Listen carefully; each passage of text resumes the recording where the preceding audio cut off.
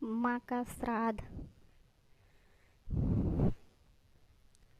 दीदी याद है ना, कल माँ का श्राद्ध है। हमने बड़ी पूजा रखी है उनके आत्मा की शांति के लिए, इसलिए आपको सब परिवार के साथ आना ही है। जूही अपनी ननद विमला को फ़ोन पर कहती है। तभी विमला उसकी भाभी को बोली, मैं नहीं आ सकती, आपको तो पता है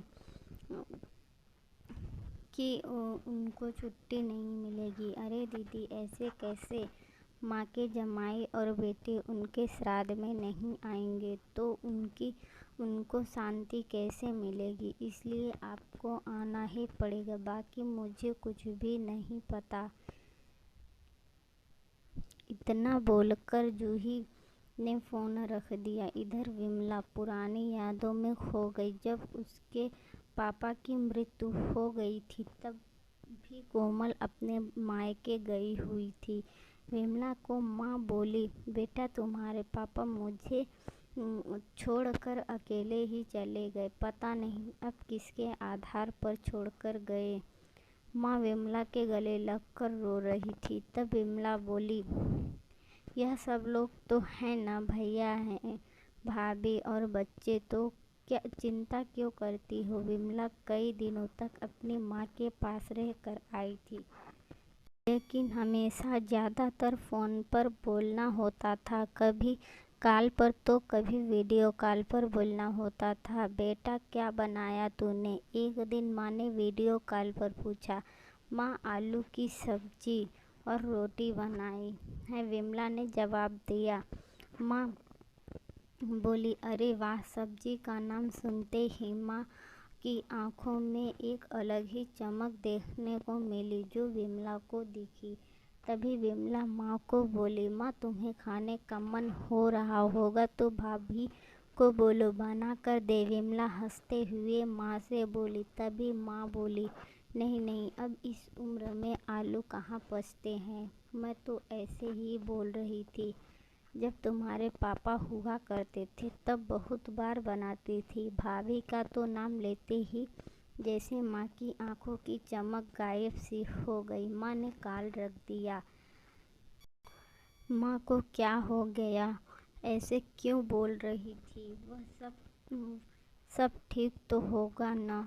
विमला अपने आप से बातें कर रही थी। ऐसे बहुत बार खाने की बातों पर बातचीत होने पर माँ की आंखों का भाव बदल जाता, लेकिन ऐसा क्यों था वो समझ नहीं पाई। लेकिन इसके पीछे का राज उसके समझ में आया जब वो छुट्टियों में 2 दिन के लिए मायके गई थी। एक दिन विमला माँ के कमरे में माँ के साथ गपशप कर रही थी।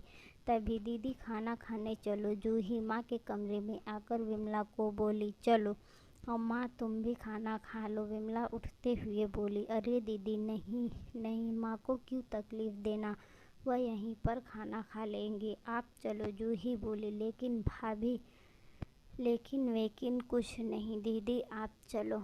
माँ के घुटनों में दर्द होता है, इसलिए माँ के कमरे में ही खाना खाती हैं।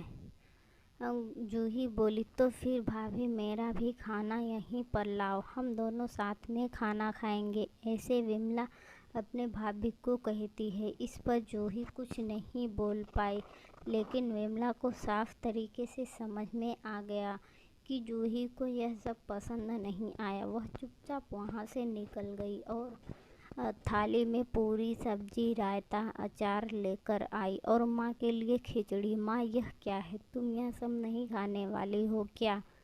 विमला माँ को बोली। उतने में जूही बोली, अरे दीदी, माँ को यह सब हजम नहीं होता है, इसलिए मैं उनको खिचड़ी और दाल ही देती हूँ। इतना बोलकर जूही वहाँ से निकल गई। माँ ने अपनी प्लेट उठाई पर माँ का ध्यान विमला की प्लेट पर ही था। यह देख विमला सुन सी पड़ गई।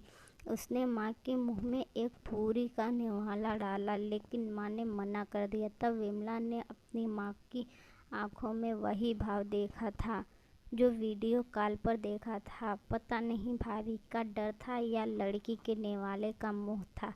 तब भी विमला ने पूरा खाना माँ को खिलाया और खुद खिचड़ी खाने लगी। 2 दिन विमला वहीं पर थी और विमला माँ को उसकी प्लेट का खाना खिलाती और खुद खिचड़ी खाती। ऐसे 2 दिनों तक चला। माँ के मन बहुत मना करने के बाद भी विमला मात्र जिद में माँ को खाना खिलाती थी।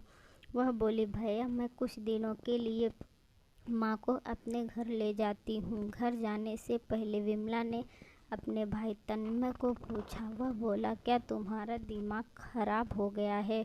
लोग क्या कहेंगे? बेटा माँ को तकलीफ देता होगा, इसलिए माँ अपनी बेटी के घर रहती है। तन्मय गुस्से में बोला, अरे बाबा सही तो बोल रहा है वह। हम माँ बेटी के घर जाती है क्या भला? तू आराम से जा अपने घर, मेरी चिंता मत कर, मैं यहाँ खुश हूँ। बेटे की बात सुनकर माँ बोली।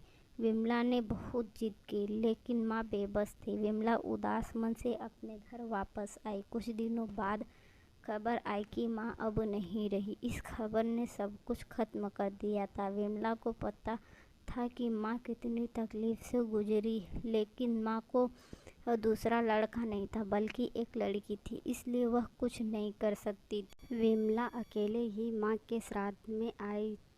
आज माँ के श्राद्ध में 56 तरह के भोग बनाए गए। सब लोग मज़े से खा रहे थे। लोगों ने रूही और तन्मय की वाहवाही करने में कोई कसर नहीं छोड़ी। दुनिया में सबसे अच्छा बेटा और सबसे अच्छी बहू कह रहे थे उन्हें। माँ के गुजर जाने के बाद इतना विचार कर रहे हैं तो माँ जिंदा थी तब कितनी सेवा की होगी। दोनों ने विमला दुखी होकर माँ की तस्वीर की तरफ देख रही थी। तभी दीदी, चलो आप भी खाना खा लीजिए, जूही विमला को बोली, जो माँ के रूम में माँ की तस्वीर सीने से लगाकर रो रही थी। वह बोली, नहीं भाभी, मुझे खाना नहीं खाना है। लेकिन क्यों? आप नहीं खाना खाओगे तो माँ की आत्मा को कैसे शांति मिलेगी? जूही विमला को बोली, भाभी, जिस खाने के लिए मेरी माँ जब जिंदा थी तब तरसती थी, उसे मरने के बाद दे रहे हो, वो कैसे तृप्त होगी? सोचकर देखो एक बार। आज आपने पकवानों का ढेर लगाया है। माँ जिंदा थी तब आपने उसकी मनपसंद खाने के 2 निवाले खिलाए होते तो माँ वैसे भी तृप्त हो चुकी होती।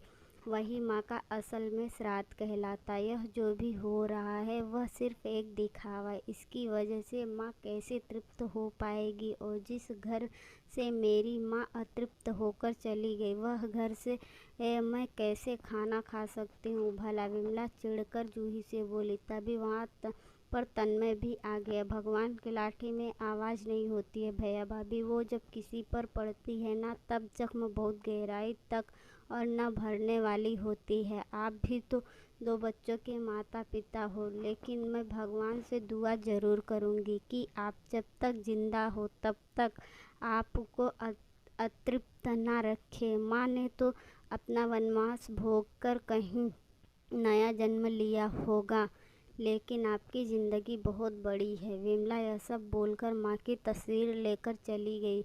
पीछे जूही और तन्मय की गर्दन शर्म से झुक गई। माँ बाप जिंदा है तब तक उनकी सेवा करना, उनकी हर इच्छा पूरी करना, वही उनका असली श्राद्ध होता है। उनकी मृत्यु के बाद कितने भी 56 भोग बनाए, सब व्यर्थ है।